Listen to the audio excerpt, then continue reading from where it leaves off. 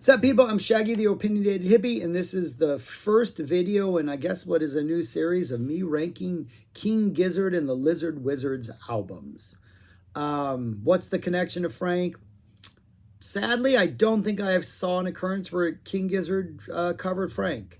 They've covered Zeppelin, I know that. They've covered Sabbath.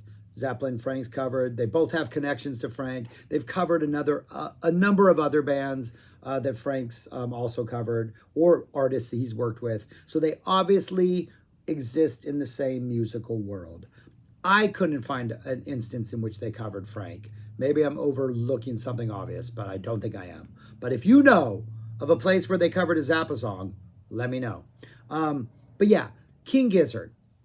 It's 2024. I would say for the good last almost a decade now, they've been becoming or have become the kings of the psych music world. They're a real, if you're into psych music these days, San Francisco is a hub. You got a whole bunch of artists coming out of the West Coast, the States here that are fantastic. And the other hub is Australia. A lot of the West Coast in Australia too. I want to say they're from the West Coast of Australia, I think. But there are some fantastic Perth bands. I do know that. But those are kind of the hubs of psych music. And I think right now, King Gizzard, they are the kings. They are the godfathers, the masters, whatever you are in psych music. They put out way more albums than everybody else. They do really inventive things with these albums. Just recording techniques, approaches, concepts, just really, really always pushing themselves and pushing the envelope. And while doing so, maintaining a ridiculously high consistency, and then dropping shows that are like 3 hours long and like advertising, hey, this is a 3-hour long show, be ready. They're the kings. 25 albums to date that are officially released studios. I'm going to go through those and rank them. I'm not going to do the EPs, probably talk about the live stuff. We'll see how we go. And the reason I'm doing that instead of just ranking all of them is because they have 25. And by the time I finish this video, chances are they will have released another. And then by the time I listen to that and cover it, they'll have dropped another. This is March, early March. We're in the first week of March 2024. I'm doing 25 albums. My plan is to do about one a week. I figure they'll have released at least one more, maybe two more by then. So when we get to 25, I'm going to check in and see how many more they released. So anyways, we're starting off with their very first album today, 12 Bar Bruise. Not their first release. They did release 2 EPs, which are available. The first one, Anglesey, which they kind of disavow because I think the only actual member who was in the band, who's still in the band, might have been Stu. I don't think anybody else was in the band. And Stu McKenzie's kind of like their frontman, lead guitar guy, kind of, I don't know if he's the brains behind it, but he seems to be very much the representational face of King Gizzard. And they literally recorded it in a garage. It's like 11 minutes long. It's pretty much garage psych, which is what their second EP, Willoughby Beach, is, which you can find Willoughby Beach. That one's still out there. It's about 23, 24 minutes long. And then you have this one, 12 Bar Bruise, which all of them sound like really high energy, hooks all over the place, lots of noise, lots of very psych, garage psych energy. The 2 EPs don't sound much different than 12 Bar Bruise. 12 Bar Bruise is maybe just a little bit longer, has a little bit more diversity because you have like 34 minutes instead of, well, the first 2 combined are actually the same length as this first album.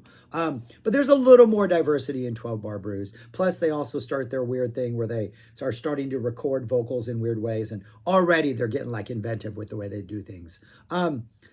But what I'm going to do is I'm going to talk about this and then I'm going to rank all of them. Obviously, this one is number 1. But as we go on, I'm going to do the impossible. I'm going to rank King Gizzard and the Lizard Wizard albums as if it's like ranking children. You know, you love them all, but sometimes that one might be your favorite. Sometimes. All right, 12 Bar Bruise. This came out in 2012. First time I saw King Gizzard and the Lizard Wizard, this was the only album I had heard. I had heard the album. I had no idea they were from Australia. They played the Austin Psych Fest in 2013. They were the opening act on Friday. The very first act, when like they were literally, I think they had opened the gates like 15 minutes earlier. At 12, they went on at 12:15. Like, I knew this album, but I can't say that it was something that immediately grabbed me. I was heading off to watch something else, and which was started at 12:30. And Stu came on and was like, "Hey, we're from Australia." And I turned around because the best psych scene in the world at that point was from Australia. And if this band was representing that scene, I wanted to check them out. I've been a hardcore fan ever since. This is pretty much just 34 minutes of really high energy, noisy psych. I think the most interesting thing about it is I think there are some songs, they're pretty diverse. Like the hooks are catchy enough for like, it doesn't ever get repetitive. You do have a number of songs which are just kind of the straightforward King Gizzard template of just these really driving percussion, almost like a downbeat on every, it's like 1, 2, almost like the Charlie Watts, just full on attack drum style. That are just layered with noise and harmonica and feedback. But then you also have a lot of things that kind of don't necessarily slow down, but kind of diversify the landscape. But what I was going to say is a lot of them, there's like indie rock. I hear indie rock, and had the production been cleaner, or like the sudden changes or left turns that take usually inevitably in almost every song, if those were kind of minimalized, it would sound like certain indie rock artists. The second song on here, Muckraker,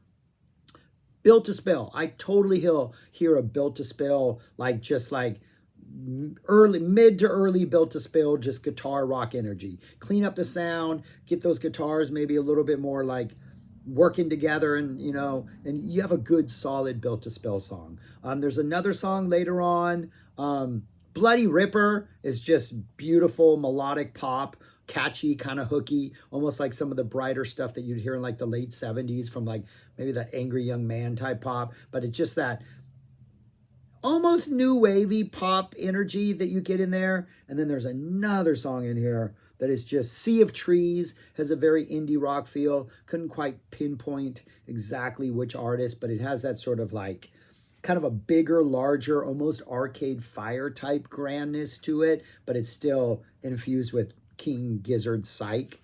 But it seems like if it was done by a different band, it could be like something else. Cutthroat Boogie on here is like, must have had like 50 children in its life, and those 50 children live on every other King Gizzard album. It's just that driving boogie rock that they do so well. Cutthroat Boogie is like, I don't know if it's the template for everything else, but I think it's the godfather, the grandfather. I think it spawned a lot of children, that song. Yeah, it opens up with the song Elbow, which to me, it's only like 2 minutes and 40 seconds long. The longest song on here is like 3:50, not even 3:50. And I would say Elbow is probably the most purposefully dissonant, and at times vaulting the red, spiking the red on your stereo meter, red as in the King Crimson. Let's get that volume up. It's got moments you're like, oh, just kind of jarring, and that noisy psych. It's got that echo reverb that they do so well and so often. Elbow really seems like it's almost like a gatekeeper. And like, hey, we're coming at you hard. We're unapologetic about our noise. We're a garage psych band. Not the best production in the world. Might be a little like, to your ears, but if you can get through Elbow, everything else is going to sound better, just because we're just like challenging you. Elbow seems almost like a gatekeeper, because after that you drop into Muckraker, which already is giving you a little bit of that Built to Spill comfort and a little more just something to like grab onto. But yeah, Elbow, it just seems like it's purposefully noisy to like challenge you. Muckraker, 9 is fantastic. 12 bar Bruise has this awesome sort of, I guess it's awesome, like affected type vocals. And I think this is the one where they recorded it in a weird way using like iPhones, and they placed him around the room, and so his voice is just kind of like distilled. Mackenzie's voice is distilled to this weird, almost cartoonish, almost Definitely not as extreme as something like a Les Claypool would do, but it does have this strange effect. But it works really well within the context of the lyrics and the context of the song. That's the title track, 12 Bar Bruise, which I have a hard time saying. Sam Cherry's Last Shot is awesome. It is like this haunting psych Western music, and I'm assuming it's Mackenzie doing the vocals, though it doesn't sound like Mackenzie doing the vocals.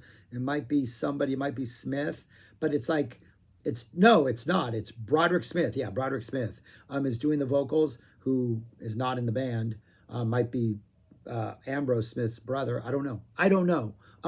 Anyways, and he's narrating this awesome sort of haunting psych tale, and he kind of sounds like, if you're familiar with Pencil Neck Geek by Fred Blassie, that song Dr. Demento used to play all the time back in the day. He's nothing but a pencil neck geek. It's like that kind of Western tough guy narration, but with a little bit of quirky character in it. And the music in the background is just awesome, Western, Australian Western type for amazing. Sam Cherry's Last Shot. And then that goes right into High Hopes Low. It doesn't go right into, but it's followed by High Hopes Low, which has this, actually that might be the next song on the next side, but this really driving, propulsive, just like attack energy, but not their normal, like pound you over the head beat, but a little more like, I don't know, fluid and on the road, on the highway, maybe a little krautrocky, golden earring-ish. Not that, but a little more of that. Yeah, what else is on there? Uh-Oh, I Called Mom has that sort of drunken, sort of 80s replacements energy, like if they got really drunk and like recorded a song using fake Australian accents, but not really bad ones, just very subtle ones, and they would drop that at the end of maybe an early Replacements album. It's got that kind of like loopy, sloppy, fun Replacements vibe. That's Uh-Oh, I Called Mom. Sea of Trees is awesome. And then Footy Footy is an awesome sort of closer. It's just 34 minutes of exhilarating, fun, hook-filled, creative, thoughtful, diverse enough to entertain you psych music. It's really good stuff. Like if they had dropped any of these songs or even any of the songs off their EPs in a live set anytime ever, you're going to enjoy it. It's going to be a great time. Nobody's going to complain. This music is fantastic. Of course, I'm not going to show you the list, but it's number one right now in my King Gizzard Lizard and the Wizard Lizard. King Gizzard and the Lizard Wizard rankings. The Wizard Lizard, the Lizard Wizard. I'm going to hate saying this. KGLW. It's number one so far. Will it hold on after the next album? Who knows? But yeah, it's fantastic. And if you're just getting into King Gizzard or you haven't checked out these early albums, like they're really good stuff. And like you can really see the basic template for almost everything they do. Like as long as they're not completely abandoning guitars altogether or going acoustic, a lot of these songs you're going to hear sort of like conceptual continuity ties on almost every album they do. It's just like they came out, I'm not going to say, they almost came out, emerged, fully formed, and then we're like, we're just going to challenge ourselves and make sure we don't stay fully formed and make sure we continue to better ourselves as musicians. Because it's an interesting journey. It's an interesting ride. But yeah, that's my number one. Really excited to be ranking these, to revisiting these with purpose. Yeah, all right. That's all I got. Your thoughts on King Gizzard and the Lizard Wizard. We'll get to album 2 in a couple days. Yeah, I'm excited. All right. Thanks for watching. Let me know your thoughts on this album. Subscribe, like, share, comment, do all that stuff. And go listen to 12 Bar Bruise, people. And Willoughby Beach, which is out there. And Angle C, which is on a compilation album. What is it? Teenage Gizzard. I think that still exists. But I think they finally released it on that. Begrudgingly, if I'm not mistaken. But anyways, thanks for watching. Peace. Talk to you later.